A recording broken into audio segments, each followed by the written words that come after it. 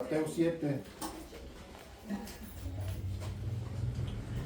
Hoy quiero empezar una pequeña serie tocante a la familia. Creo que es importante conocer el rol de cada quien dentro de un seno familiar. Y me gustaría que buscáramos Mateo 7:24.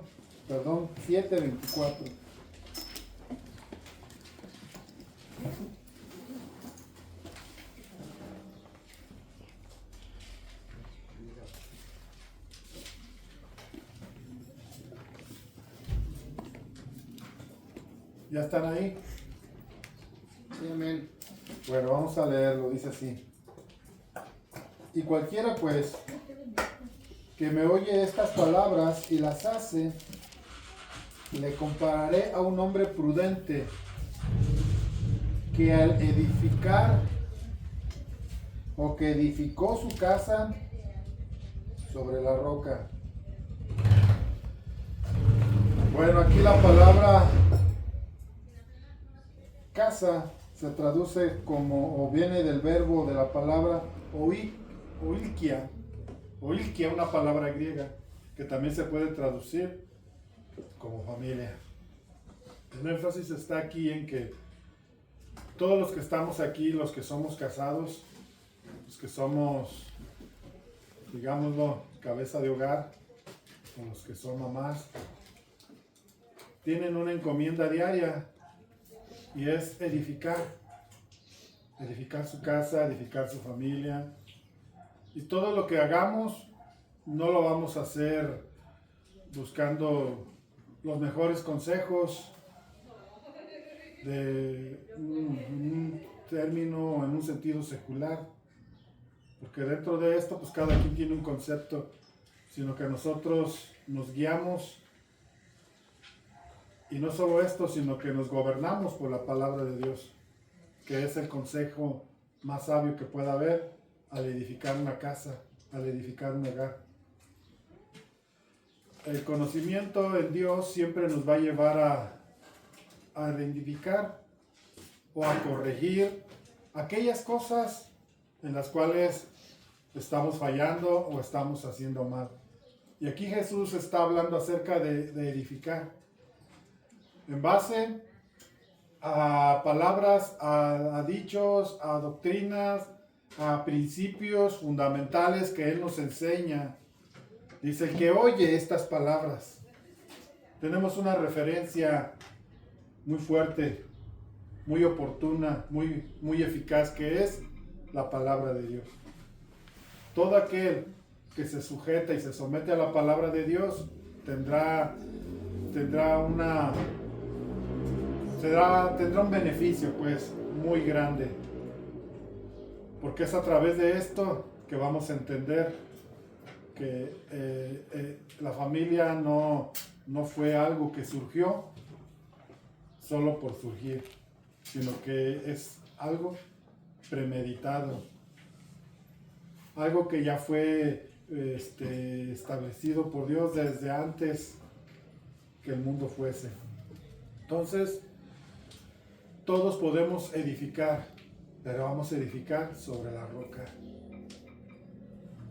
Cuando vamos a edificar, las leyes de,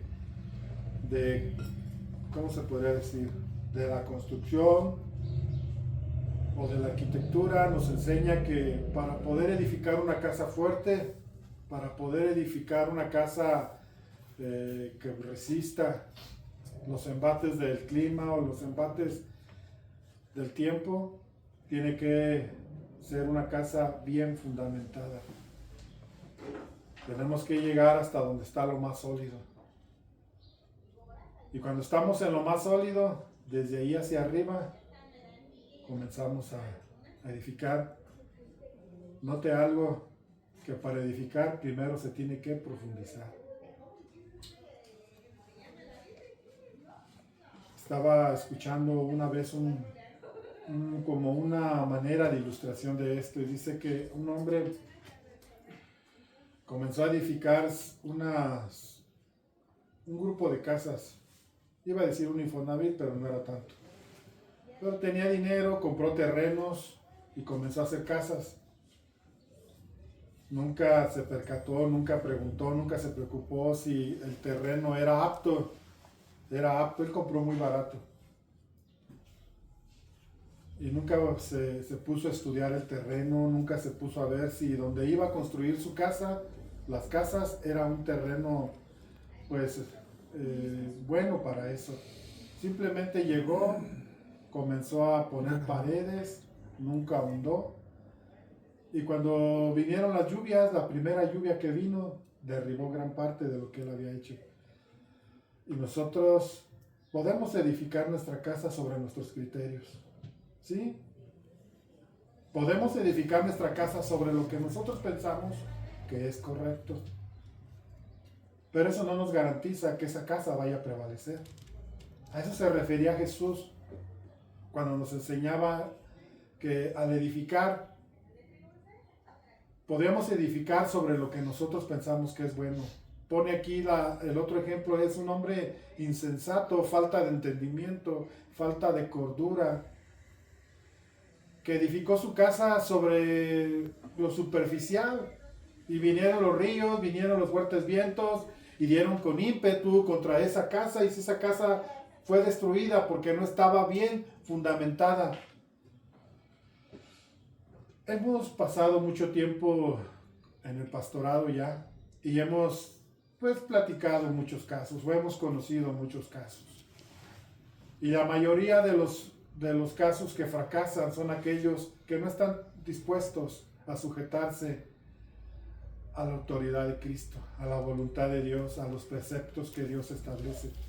Entonces, yo pongo como base este versículo, porque vamos a edificar vidas, vamos a ser parte del forjar seres, personas que el día de mañana tendrán que confrontar la vida, y lo tendrán que hacer con armas y con herramientas que previamente nosotros tuvimos que haber, digámoslo así, enseñado o heredado a través de un conocimiento de lo que es Dios. Y vamos a ver Mateo, para entrar ya en el tema. Mateo 19.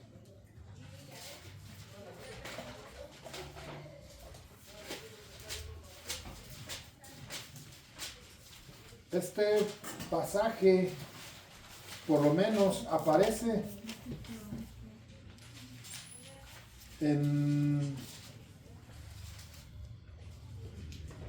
por lo menos en 4 versículos diferentes, o en 4 libros diferentes de la Biblia.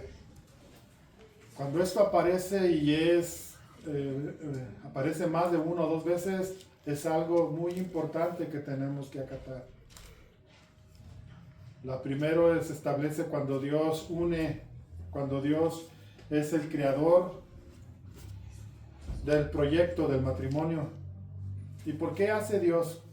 ¿Por qué es tan importante? ¿O por qué Dios instituye el matrimonio como una forma en la cual el hombre debe de tener un motivo muy fuerte por el cual depender de Dios? ¿Por qué a través del matrimonio? Esto es muy importante entenderlo. Vamos a ver ahí. Mateo 19:5. Dice así. Y dijo: por eso el hombre dejará a su padre y a su madre, y se unirá a su mujer, y los dos serán una sola carne. Así que no son ya más dos, sino una sola carne. Por tanto, lo que Dios juntó, no lo separe el hombre.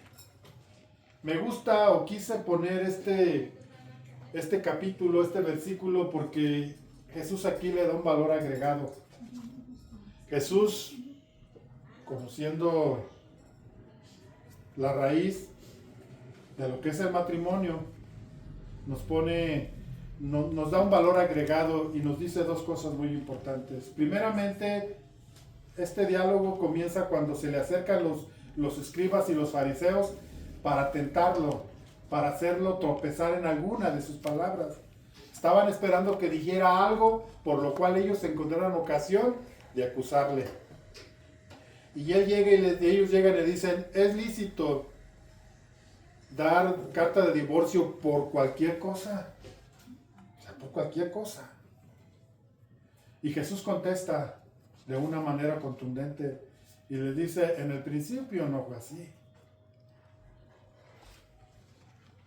Cuando Dios establece todas las cosas, Dios sabe, tiene una visión amplia de lo que está haciendo. Dios no está improvisando nada, Dios no está haciendo por ahí unas pruebas para ver si sale o no sale bien. Él ya está estableciendo algo que Él considera que ya funciona desde su concepción en su corazón, desde lo que Él lo está concibiendo. Dentro de su corazón, él ya está estableciendo que esto debe y va a funcionar. Porque Él es el autor de la vida, Él es el autor de la fe, Él es el autor de todo lo que nos mueve a nosotros como cristianos. Él está diciendo, al principio no fue así. ¿Por qué no fue así al principio? Y luego establece o explica el motivo por el cual el hombre repudiaba a su mujer por cualquier cosa. Y le dice, el hombre la repudia por la dureza de su corazón.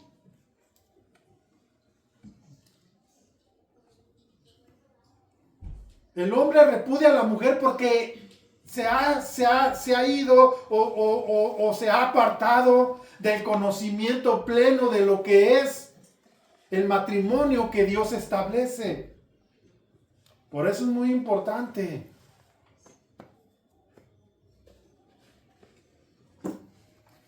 que si nosotros hemos decidido seguir a Dios, debemos de someternos a Dios.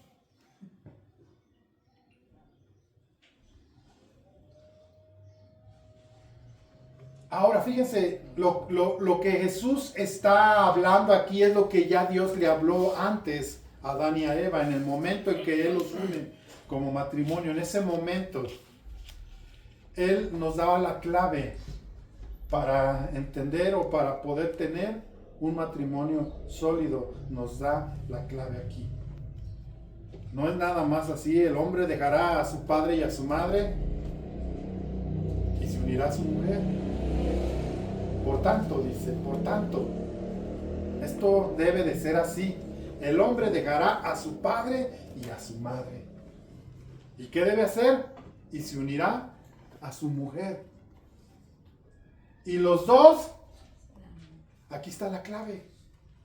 Un matrimonio sólido, una casa bien fundamentada sobre la roca, una casa que va a perdurar, una casa que va a recibir embates, que van a venir las situaciones, pero que quedará firme porque entendió el concepto de lo que es, dejará a su padre y a su madre, se unirá a su mujer y serán, ¿qué? Una sola carne. Serán uno solo.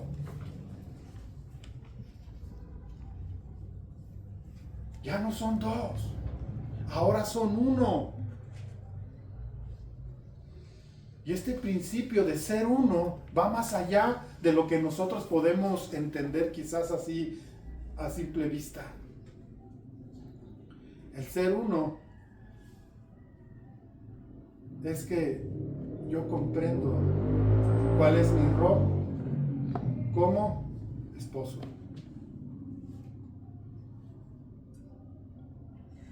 Todos los que estamos aquí tenemos diferente carácter, diferente manera de pensar, diferente manera de ver las cosas. Percibimos las cosas de diferentes maneras. Pero esto que Dios hace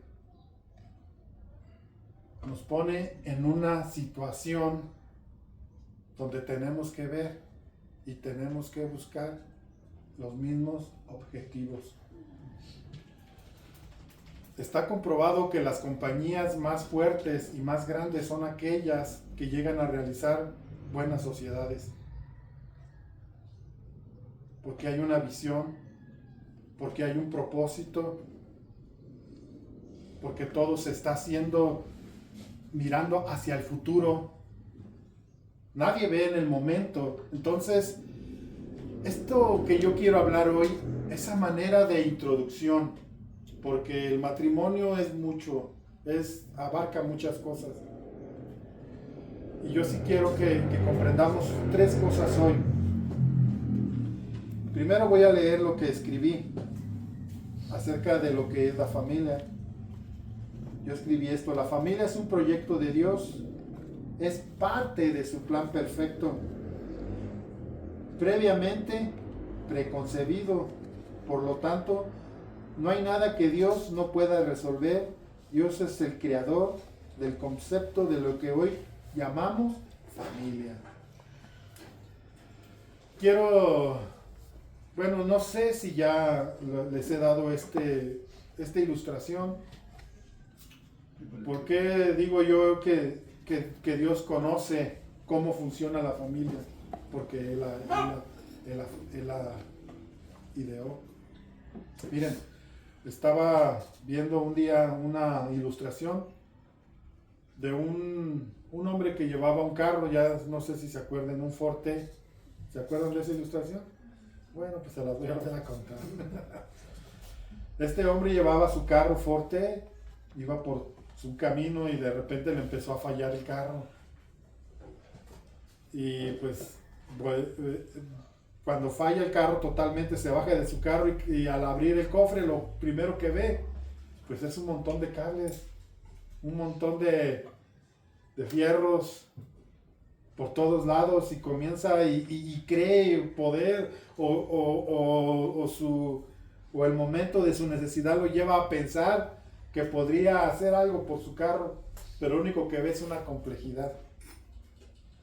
Ve que es muy complejo todo esto, pero a lo lejos ve venir a otro hombre con un carro idéntico al de él y piensa, bueno, quizás él pueda ayudarme, tiene un carro similar al mío, y se baja y lo llama. Ya el hombre atiende a su llamado, va y le dice que lo puede ayudar. Dice: es que mi carro es igual al tuyo y me falló, y como veo que tienes un carro parecido, pienso que a lo mejor sabes. Y le dijo: ¿qué fue lo que hizo este carro? Y ya comenzó a explicarle en sus palabras, y él comenzó a escucharlo y comenzó a ver y empezó a echarle un vistazo y empezó a mover cables, empezó a moverle, sacó su herramienta, hizo por ahí cosas y le dijo: a ver, préndelo. Y otra vez prendió el carro. Y vaya agradecido, le dice: oye, ¿y cómo lo hiciste? Dices que yo me llamo Henry Ford y yo hice este carro. O sea que Dios entiende el concepto de lo que es la familia, el matrimonio, porque Él lo formó. ¿Cuántas familias destruidas hay hoy? Por diferentes cosas, por diferentes casos. ¿Cuántas familias es tan compleja su situación que algunos de ellos creen que ya no hay solución? Que algunos de ellos creen que ya está todo perdido. Aparentemente y humanamente, a lo mejor hay matrimonios en los cuales nosotros decimos: ya no hay solución. Esto ya ni para qué moverle, ya no se puede hacer nada. Quizás para nosotros sea complejo, pero para Dios no, porque Dios sabe cómo funciona. Dios sabe cómo hacer que un matrimonio pueda llegar a un funcionamiento óptimo. Dios lo sabe. Y Dios nos enseña la forma correcta en la cual nosotros nos debemos de desarrollar en Él. Ahora, fíjense. Me gustaría que entendiéramos esto. Yo puse así: el matrimonio tiene una condición para que sea un matrimonio sólido o una familia sólida en Dios. Y esta palabra de ser uno, yo la dividí en 3 partes para que podamos comprender. Número 1,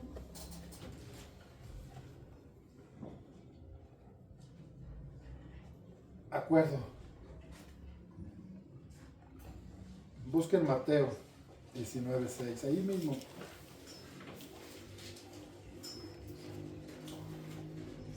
Estamos. Sí, ahí donde estamos.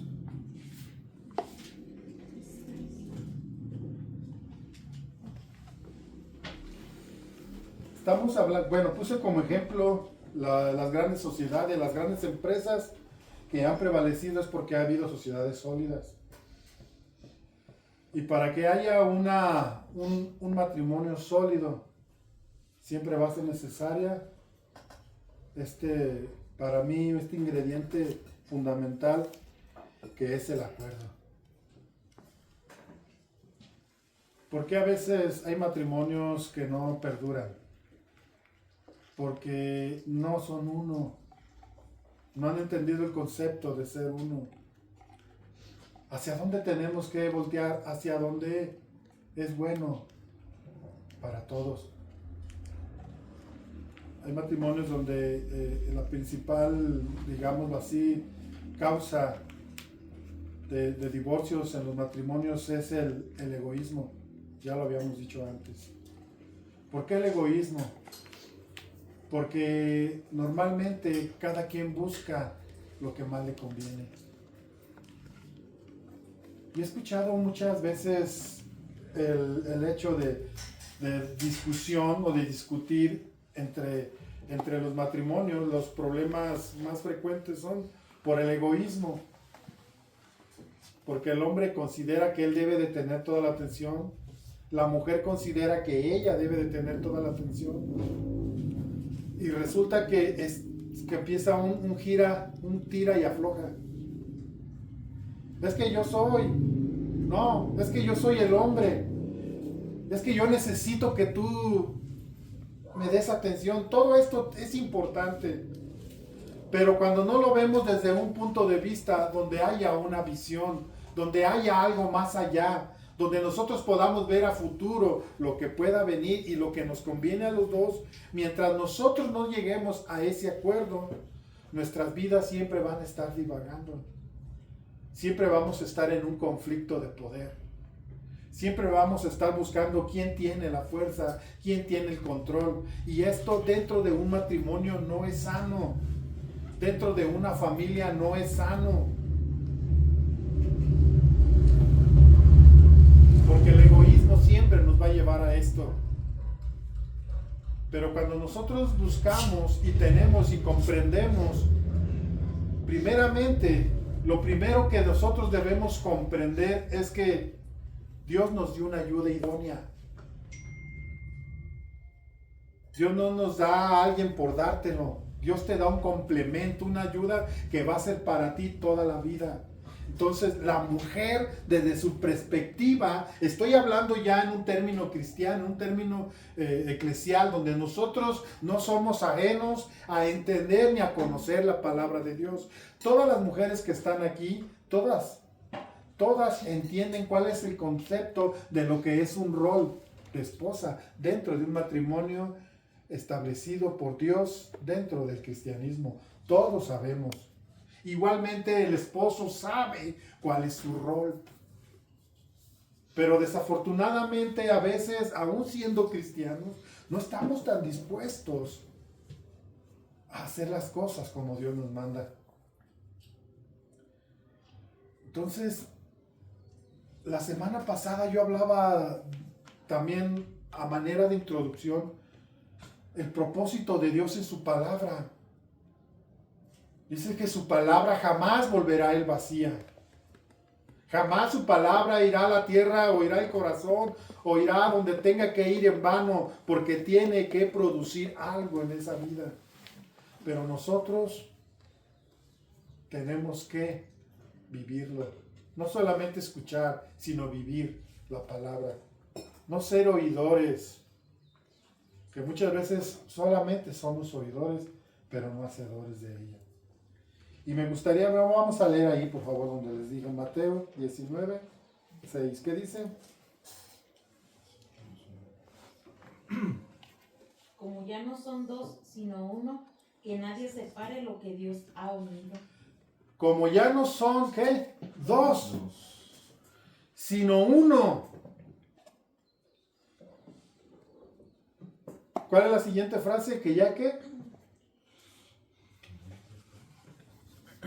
nadie separe lo que Dios ha unido. Que nadie separe lo que Dios ha unido.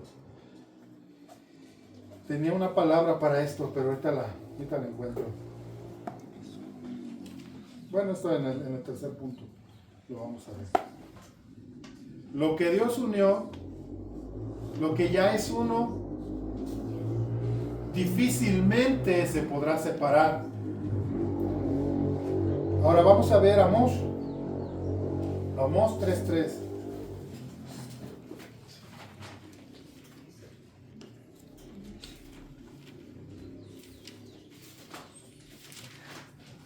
Si alguien lo encuentra, denle lectura, por favor. ¿Pueden dos caminar juntos sin estar de acuerdo a dónde van? Miren, es una pregunta. Es una pregunta que nosotros podemos responder. Está hablando aquí en el concepto de lo que es el acuerdo, lo que es la unidad, lo que es pensar y actuar hacia un fin, hacia un mismo propósito. ¿Y qué dice? Estarán dos juntos. ¿Sí dice así? Sí. Entonces, andarán dos juntos si no estuvieren de acuerdo. ¿Pueden estar juntos? Está hablando de una unidad, de uno, de ser uno.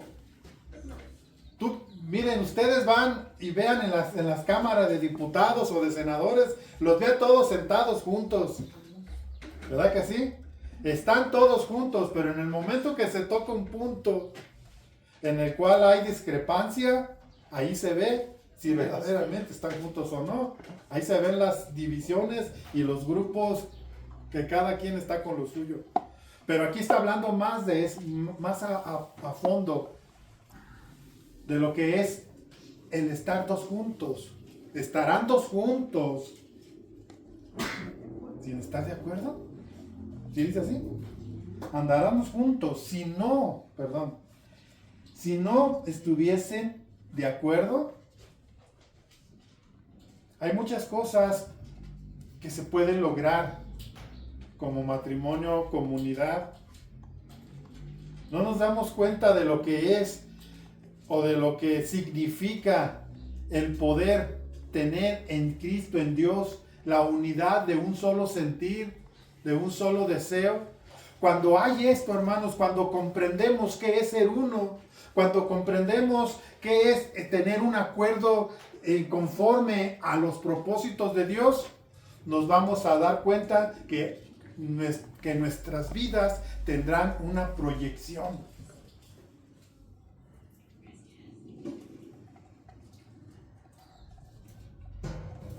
Yo siempre he enseñado esto, que para que un matrimonio sea un matrimonio sólido, siempre tiene que haber comunicación.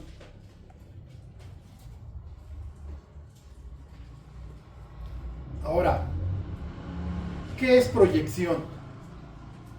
El entender que somos uno, el entender que tenemos que estar juntos, eso nos va a llevar a proyectar. A veces el hombre tiene un concepto muy bajo de la mujer. Ya hablo en términos generales. No estoy hablando en la iglesia, porque desafortunadamente a veces también en la iglesia tenemos esa manera de pensar. Cuando Dios ve y a Adán le dice, no es bueno no es bueno que el hombre esté solo. ¿Adán podía tener buenas ideas solo? Sí, las podía tener. ¿Adán podía hacer su vida solo? Sí, la podía hacer. Pero Dios dijo que no era bueno. Dios vio a Adán y lo vio, él creó un hombre entendido, un hombre sabio, un hombre que buscaba a Dios, un hombre que reconocía la necesidad de Dios, pero aún así, aún viendo que tenía conocimiento el hombre, aún viendo que tenía raciocinio, aún viendo que era un hombre que podía y que pudo haber vivido por mucho tiempo. La Biblia no describe cuánto tiempo vivió Adán solo. Pero dice que cuando Dios terminó de crear su creación, comenzó a ver que todo lo que había hecho era bueno. Pero se dio cuenta.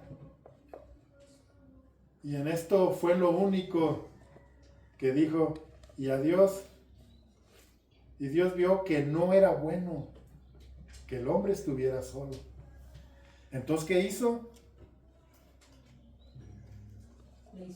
Hoy en día, hermanos, vemos cómo el hombre ve a la mujer más que verla como una ayuda, como un complemento, a veces la ve como un estorbo. Y se expresa mal de la mujer y viceversa. También el hombre, también la mujer se expresa mal del hombre. Y consideran que podrían estar mejor solos. Consideran esto y dicen, yo estaría mejor sola, o yo estaría mejor solo. Pero no estamos tomando en cuenta el concepto de uno solo, de un solo pensamiento, de una visión, de poder proyectar hacia un futuro la magnificencia y poder comprender lo que es el plan de Dios en la familia.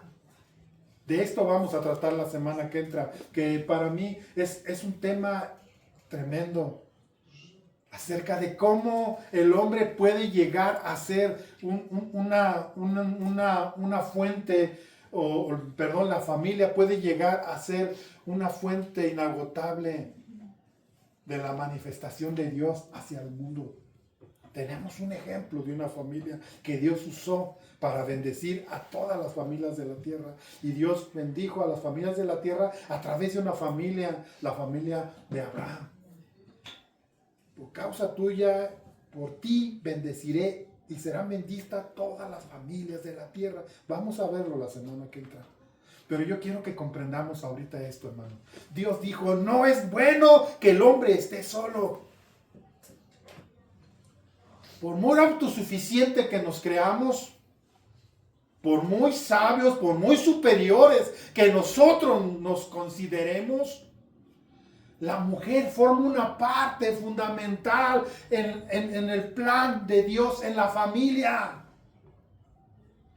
Por tanto, dice, le haré su ayuda idónea. ¿Qué es una ayuda idónea? Exactamente lo que él necesita. Hace unos días yo hablaba con una persona y me decía que él a veces veía y él decía que cómo era posible que a poco todos iban a vivir con su misma esposa toda la vida. ¿Sabes qué sucede? Cuando no comprendemos qué es ser uno, el hombre o la mujer comienza a ver a su esposo, pasado el tiempo lo empieza a ver viejo, lo empieza a ver gorda, ya no es esa jovencita con la que se casó. Y esta es una manera errónea en la cual se distorsiona lo que es el plan perfecto que Dios tiene en el matrimonio. Y es por la causa de la dureza de corazón. Puede pasar el tiempo. Te puedes hacer viejo o vieja con tu esposo, pero siempre habrá un amor sincero hacia él o hacia ella. porque hemos comprendido cuál es el concepto de ser uno.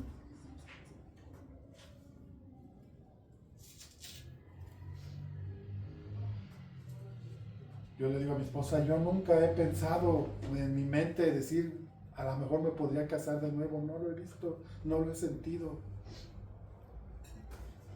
No está en mis planes, digámoslo así.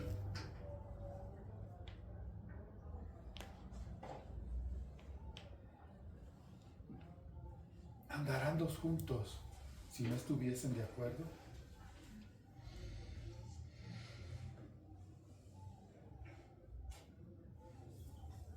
Proyección. El acuerdo nos lleva a la proyección. Yo le doy el valor a ella. Tus ideas también son tan importantes como las mías. Y quizás a veces las tuyas son mejores que las mías. Y cuando esto sucede, comenzamos a proyectar. Porque yo entiendo que tú eres la persona que Dios tenía para mí. Tú eres la persona idónea que tenía Dios para mi vida. Sí, va a haber discusiones, va a haber diferencias, porque las tiene que haber. Pero al final de cuentas, tendremos que volver hacia ese propósito. Yo no he visto un matrimonio donde no haya discusiones. En todos los matrimonios los hay. Pero, ¿sabes en dónde vemos la solidez de ellos? ¿Sabes cuándo podemos ver cuando un matrimonio es sólido? Cuando hay proyección. Te voy a dar un ejemplo. Vamos a buscar Salmo.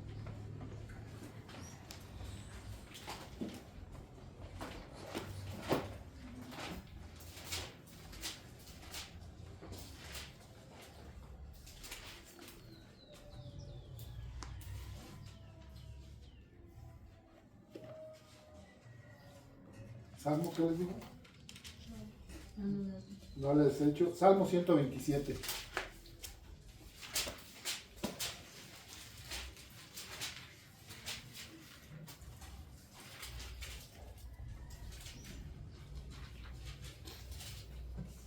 Miren, aquí el salmista David escribió este salmo, ¿verdad? Cántico agradable para Salomón, que lo escribió el rey David. ¿Qué está viendo David? Dios hace con David un pacto y le dice, si tú me buscas, si tú siempre estás delante de mí con una sencillez de corazón, si tú guardas mis preceptos, mis mandamientos que yo te he dado, nunca faltará un hijo tuyo que esté frente de mí. Nunca faltará alguien de tu casa que tenga comunión conmigo. El apóstol el rey David comprende qué es la proyección. ¿Y qué dice? Si Jehová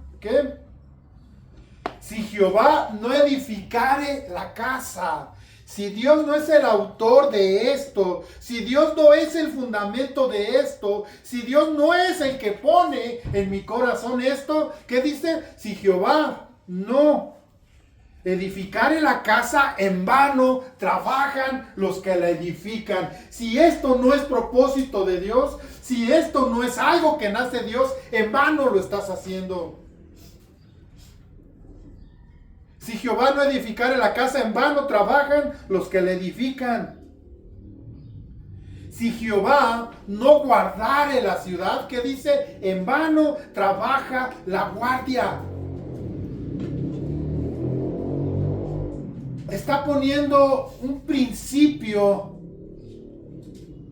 fundamental dentro de lo que es una proyección de familia.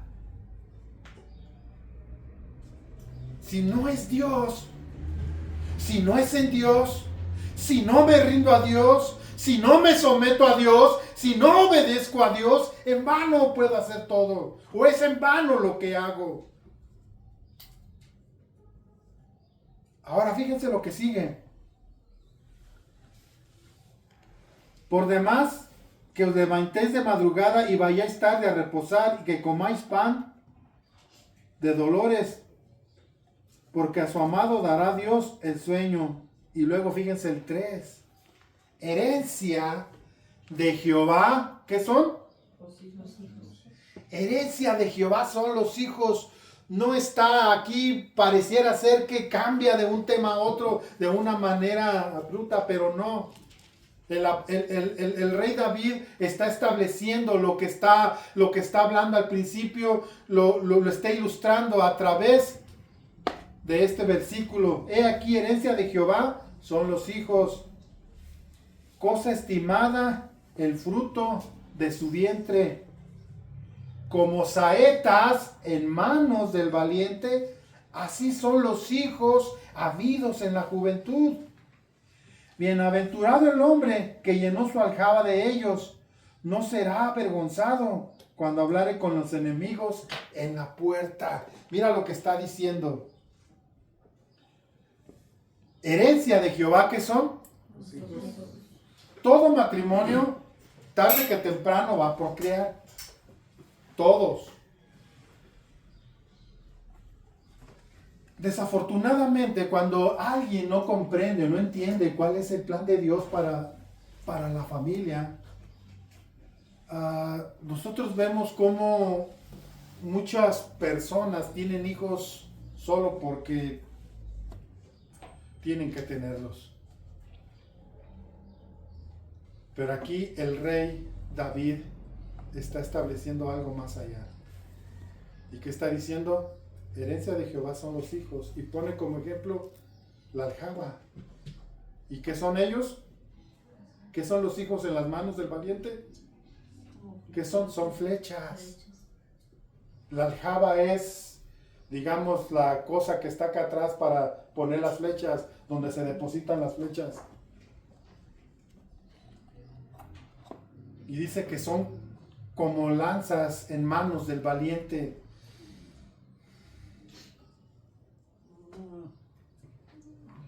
Algo que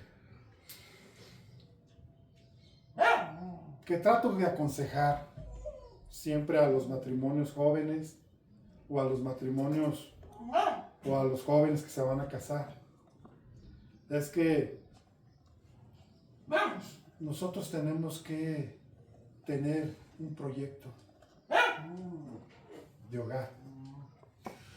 Las cosas no se dan así por darse, sino que tiene que haber un proyecto. Y el rey David está hablando de esas lanzas, de esas flechas en manos del valiente, y que se tienen que lanzar. ¿Hacia dónde? Hacia un objetivo. No es nada más por tener un hijo. Tiene que haber una proyección. ¿Hacia dónde vas a guiar a tu hijo? ¿Qué es lo que tu hijo va a vivir? ¿Cómo tu hijo va a poder confrontar su generación?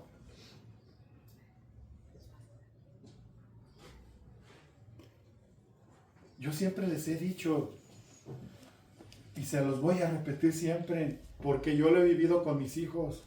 Mis hijos no hacen lo que yo les digo que hagan. Nunca lo hacen. ¿Sabes qué hacen ellos? Lo que me ven hacer a mí. Ellos siempre hacen lo que yo hago. Ellos van a repetir patrones.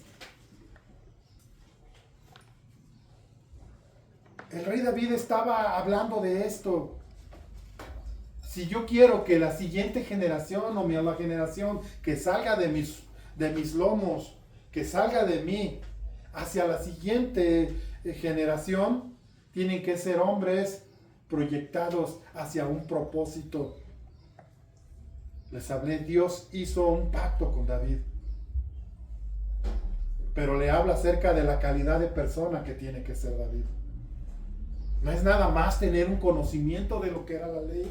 No era nada más tener un conocimiento de lo que eran los mandamientos de Dios. Dios le establece y le dice, si tú andas en mis mandamientos, ten por seguro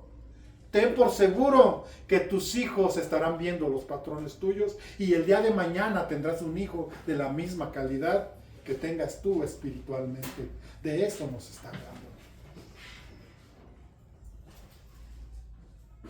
La siguiente generación va a ser de hijos fuertes.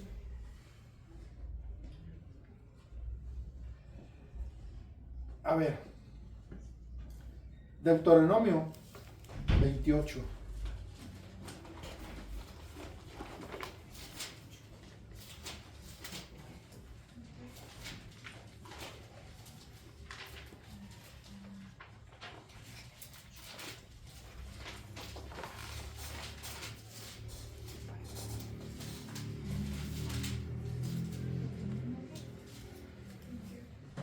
Aquí Dios le está hablando al pueblo de Israel. La semana que entra, les digo, vamos a hablar un poco más acerca de esto. Pero vamos a hablar a grandes rasgos. ¿Sabe usted que un niño hebreo o judío, en los tiempos de Moisés, había una regla que no tenía que pasarse por alto? Tenía que ser enseñado por su padre. No era el padre ajeno, no era el tío, no era el abuelo, tenía que ser el padre. Tenía que enseñarle los 5 libros de la Torá. Y no solo eso, sino que tenía que ser un ejemplo. Y no solo eso, tenía que escribir en su casa, en sus dinteles, donde pudiera escribir, tenía que escribir los mandamientos de Dios, para que ese niño estuviese completamente familiarizado con lo que era la ley de Dios o los mandamientos de Dios. Y esto tenía que ser en un seno familiar. ¿Para qué? Miren lo que dice. Acontecerá que si oyeres atentamente la voz de ¿quién? ¿A quién le está hablando? ¿Al pueblo? Le está hablando al pueblo. Pero aquí al que está responsabilizando es al ejecutor o al cabeza de hogar, a la cabeza de hogar, que es al padre. Acontecerá que si oyeres atentamente la voz de Jehová tu Dios, para guardar y poner por obra todos sus mandamientos que yo te prescribo hoy, también Jehová tu Dios te exaltará sobre todas las naciones. Y vendrán sobre ti todas estas bendiciones y te alcanzarán si oyeres la voz de Jehová tu Dios. Bendito serás en tu ciudad y bendito tú en el campo. Bendito que, dígalo fuerte hermano, bendito que el fruto de tu vientre. ¿Quién es el fruto de tu vientre? Hablando de las mujeres. Los hijos. Benditos serán. Te alcanzará a ti y a tu descendencia. Benditos serán. Yo cuando nació Ado y cuando nació Job y también Tirsa, yo lo primero que hacía es orar por ellos y decirles, Señor, yo te entrego mis hijos. Úsalos como tú quieras. Ahora, eso es mi sentir. Pero también tienen que ver. Mi deseo es que mis hijos sean hombres de Dios, sí. Pero, ¿cuál es mi parte? Mi parte es ser un ejemplo como hijo de Dios. Esa es mi parte. Seguimos leyendo. ¿Dónde me quedé? Bendito será el fruto de tu vientre, el fruto de la tierra y el fruto de tus bestias, la cría de tus vacas y los rebaños de tus ovejas. Bendita será tu canasta y tu arteza de amasar, Bendito será tu entrar y bendito tu salir. Jehová derrotará a tus enemigos que se levantaren contra ti. Por un camino saldrán contra ti y por 7 caminos huirán de delante de ti. Esta es una proyección. ¿Cuántos conocen quién es Dios? ¿Cuántos saben la grandeza de Dios? ¿Cuántos de ustedes lo saben? ¿Cómo harías tú para proyectar esto en tus hijos?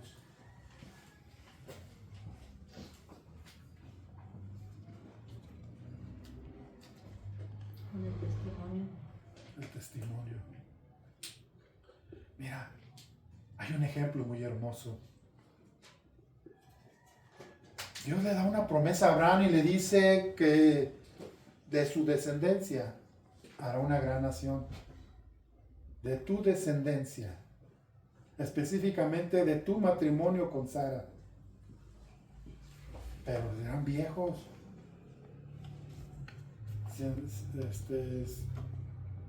Científicamente imposible.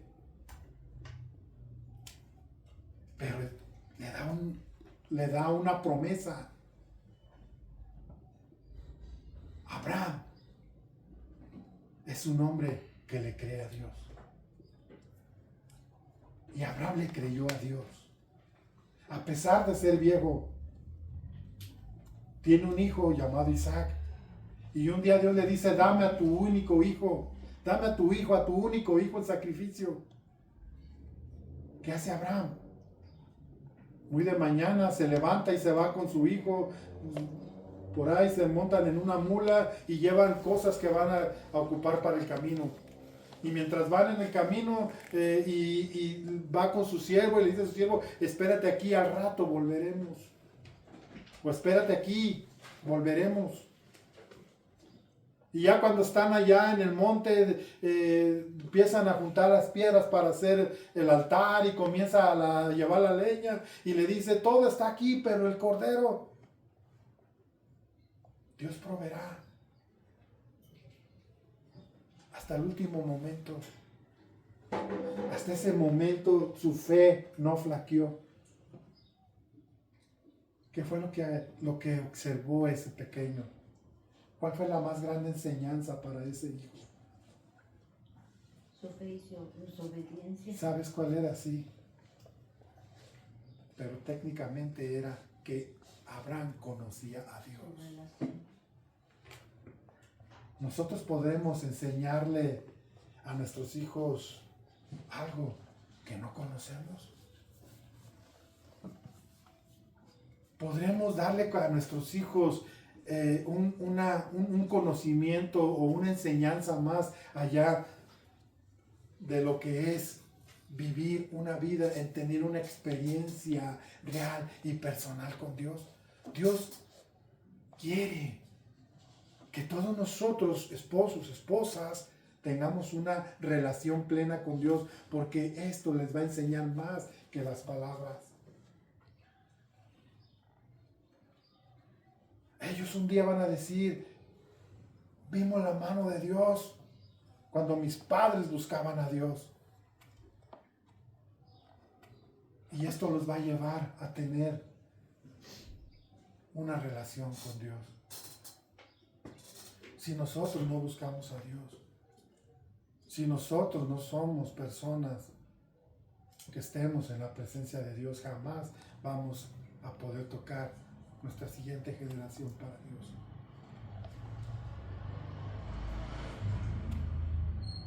Esto hizo que Israel pudiese recordar al único Dios verdadero, como el Dios de Abraham, como el Dios de Isaac y como el Dios de Jacob.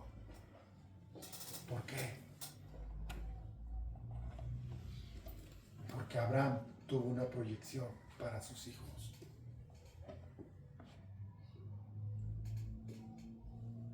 No se quedó en un, hagan lo bueno, pero no me vean a mí. Él hizo y buscó a Dios. Y esto tocó el corazón de sus hijos.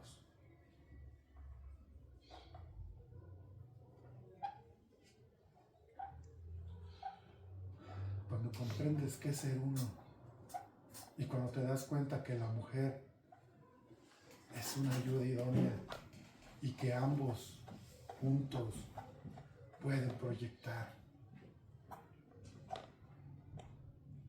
Estoy seguro que sus hijos serán hombres de Dios. Y por último,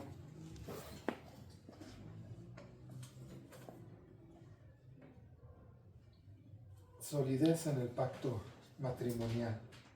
Proverbios 5:18.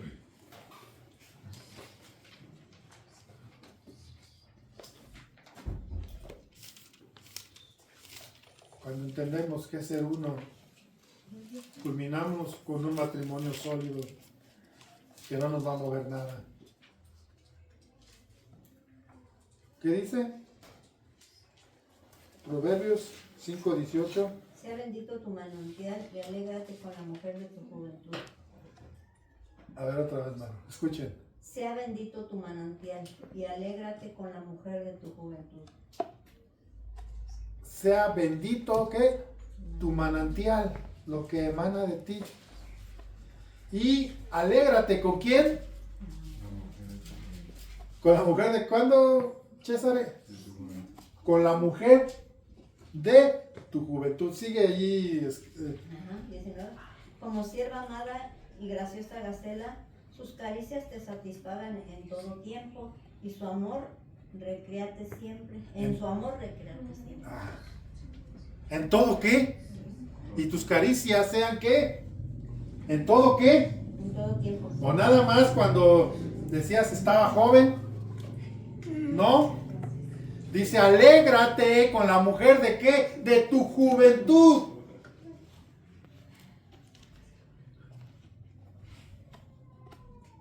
¿Qué sería? Les pise un callo, nada. Alégrate con la mujer de tu juventud. Y en todo tiempo. Jóvenes que se van a casar, jóvenes que se acaban de casar, tengan esto como un principio para que su matrimonio sea fuerte y sus hijos sean también hombres de matrimonios fuertes. Que no les den dolores de cabeza diciéndoles me quiero divorciar, no estoy a gusto con él, con ella. Ustedes tienen que dar este paso fuerte y es alegrarse con la mujer de tu juventud. Y en todo tiempo disfrutar estar con ella. Cuando dicen todo tiempo está hablando del tiempo que pasó. No que en cualquier lugar, no, está hablando de tiempo, está hablando de vejez, está hablando de que todos nos vamos a ir haciendo viejos. Ya no somos los mismos, yo y mi esposa, bueno, yo sobre todo, yo ella todavía son 10 años más joven que yo, pero yo ya me estoy haciendo viejo. Y todavía llega y me hace piojito en donde ya no tengo pelo. Antes tenía pelo y le gustaba rascarme aquí, yo creo por eso me cayó. Porque antes le gustaba mucho rascarme esta parte. Y todavía lo sigue haciendo. Ella es más expresiva que yo se los he dicho muchas veces. Ella es más expresiva, ella se acerca y ella en todo tiempo. Yo le digo, ¿a poco no te da vergüenza que digan tus amigas, ya tienes un esposo viejito? ¿Qué tiene? Bueno, ese es tu problema. Y esto nos lleva a matrimonios sólidos. Y cuando hay solidez en un matrimonio, cuando estamos fuertes como matrimonio, nada ni nadie nos puede separar. Todo lo que Dios juntó o unió, que no lo separe el hombre. Hay un pasaje más, a ver, vamos a verlo. Proverbios 5:18 y Eclesiastés 9:9. A ver, eso sí no lo leí mucho. Eclesiastés está delante de Salmos, de Proverbios.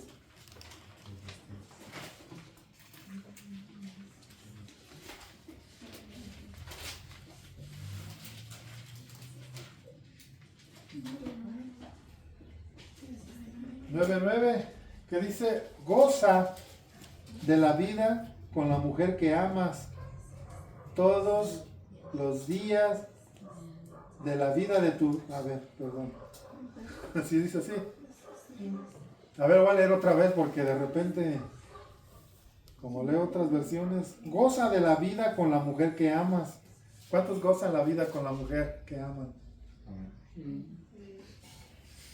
Goza la vida con la mujer que amas todos los días de la vida de tu vanidad que te son dados debajo del sol, todos los días de tu vanidad, porque esta es tu parte en la vida y en tu trabajo con que te afanas debajo del sol. Bueno, aquí nos está hablando también de que nosotros tenemos una mujer que Dios puso a nuestro lado y que esa mujer es la mujer que debemos amar casi siempre. No. En todo tiempo. En todo tiempo. En todo tiempo tienes que amar a tu mujer. No importa que poco a poco se va haciendo un globito, o tú te hiciste ya un globo, eso no importa. ¿Dónde? O una pasa. Ya no es la misma, pero el amor nunca cambia. Este es el fin de Dios, este es el propósito de Dios para el matrimonio. Que te alegres con la mujer de tu juventud. Mis hijos van a discutir con sus mujeres, porque yo discuto con la mía a veces diario, a veces. No, yo llamo discusión a algo ya fuerte, no, que por qué no levantaste esto, que por qué me hablas así, eso ya son cosas cotidianas. Pero yo hablo de cosas que nos lleven a pensar quizás ya en una separación o a dormir en lugares, a dormir separados o a estar enemistados por tiempo o a no tener la manera de podernos ver. Eso nunca pasa. Yo me puedo molestar hoy con mi esposa, pero al rato ya vamos en el carro solos y le digo, vamos a echarnos una nieve y nos vamos solos. Y estamos ahí a plática y plática, echándonos nuestra nieve bien a gusto. Ya lo llegamos y ya nos dan los vasitos ahí. ¿Para qué no nos compraron? Pero bueno, este es el concepto de ser uno. Así que hermanos, yo tenía aquí una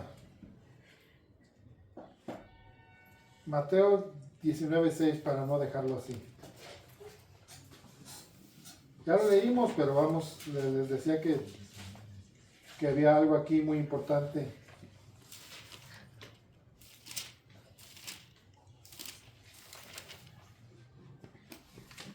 Aquí nos enseña que el matrimonio es indisoluble.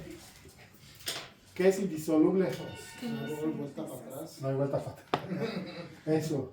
Aquel que puso su mano en la Aquel que puso su mano en el arado, o ya. mujer que escogió.